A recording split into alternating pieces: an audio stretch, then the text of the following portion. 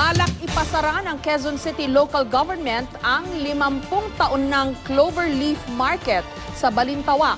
Mula raw kasi noong 2009, hindi pa ito pumasa sa kanilang inspection. Umaalma naman ang mga vendor na posibleng mawalan ng kabuhayan. Live mula sa Quezon City, may report si Susan Enriquez. Susan?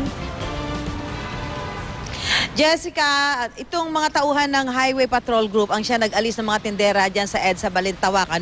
So kanina naman ay pinasok nitong mga tauhan ng Quezon City Hall itong loob ng 8 palengke dito sa Balintawak Market. At doon nga sa kanilang pag-ikot ay sinasabing itong Cloverleaf Market ang isa sa mga posibleng maipasara dahil sa hindi pagtugon sa mga requirement na dapat ay susundin nila mula dito sa Quezon City Hall. Kasama ang Quezon City Police District, nag-ikot ang mga taga-Market Administration and Development Department ng Quezon City Hall sa 8 palengke sa Balintawak Market. Target na makita ang compliance ng mga palengke kung tumutupad ba ang mga ito sa requirements ng lokal na pamahalaan tulad ng health, sanitation, parking at sewerage. Unang inikot ang Cloverleaf Market, nabagsak sa inspeksyon. 2009 pa raw kasi hindi tinutugunan ng Cloverleaf ang mga requirement para sa operasyon ito tulad ng sanitation. Kaya sa inspection kanina, titingnan daw nila kung may natupad sa mga requirement. Ang compliance, ilang beses na po namin ni-remind sa inyo. So, kasama na rin po nitong aming validation at inspection to inform you na because na wala po kayong compliance, maisasara na po ang palengke.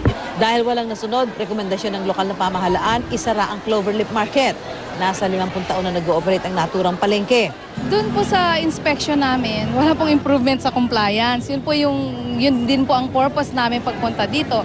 Reported sa amin ganon, so since wala naman po kami nakitang improvement sa compliance, na iyon po yung aming pinupush ever since. So, sa amin pong pagmi-meeting bukas, yun po yung isususo ko at saka isasabihin ko na walang compliance So, we decide na i-recommend for closure na.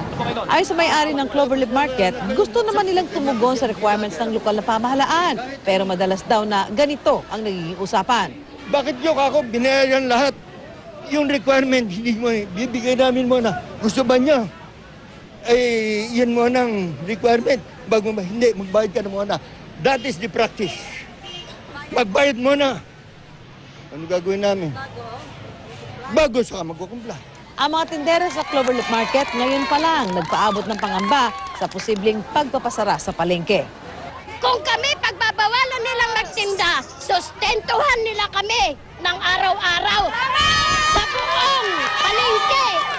Dito ako kumikita sa ni attorney, kaya huwag nyo pa sasara, Mayor. Nakikiusap po kami sa inyo. Yung iba mapipilitang magnakaw, mang-hold up, yan ang mangyayari. Kaya wag nang papasara.